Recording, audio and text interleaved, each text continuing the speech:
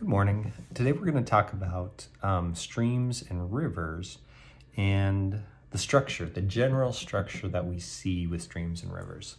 And just like I have in this diagram here, we tend to think of them as having three zones, okay? They're three zones because the structure of the rivers changes depending on location. And we'll start with this first zone, the headwaters, which is where the water is going to be coming from. So snow and rain falling in the mountains is going to start the rivers. Now, up in the mountains, it's very, it tends to descend very steeply. So there's a change of altitude very steeply as the water is pulled down by gravity. And because it is steep,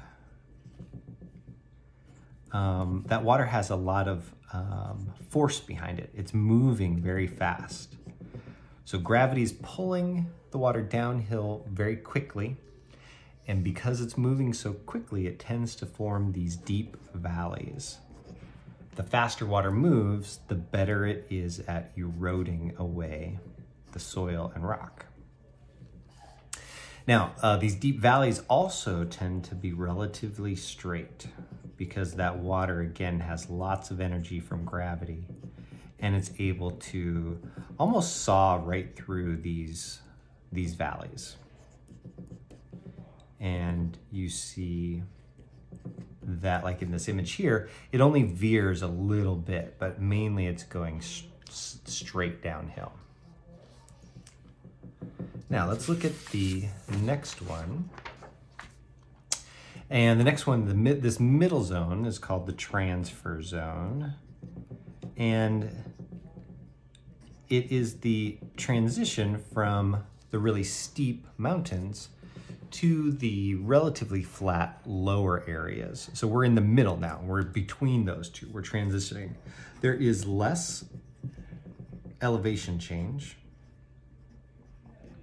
but we're still in the hills,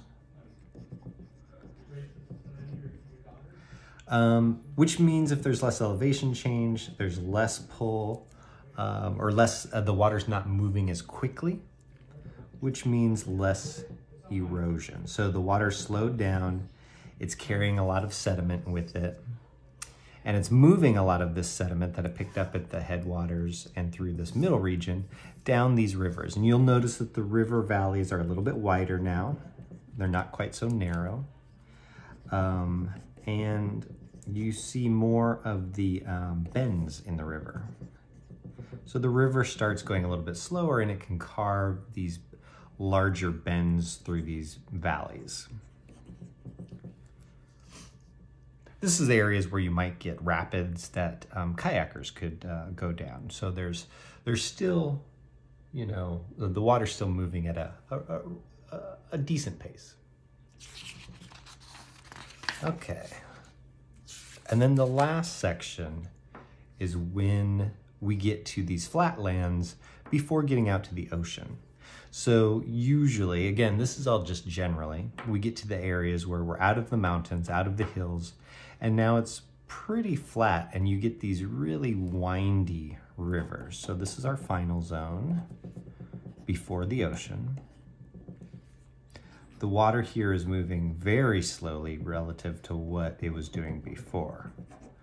Water moving, or slow moving water. And you get these big bends in the river called meanders.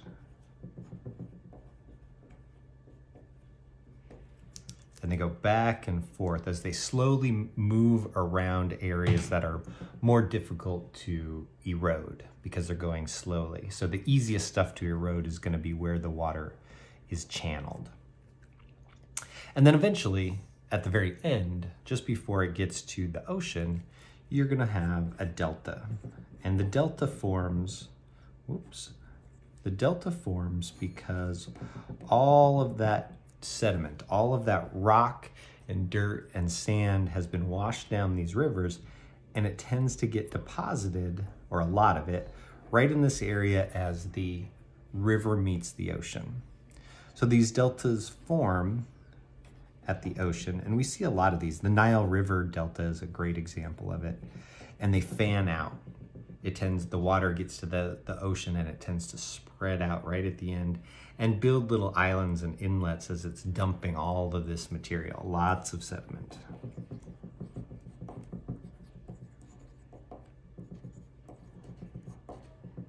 Okay, that's just the general idea of how these rivers and streams are formed. If you have more questions, let me know. Thanks.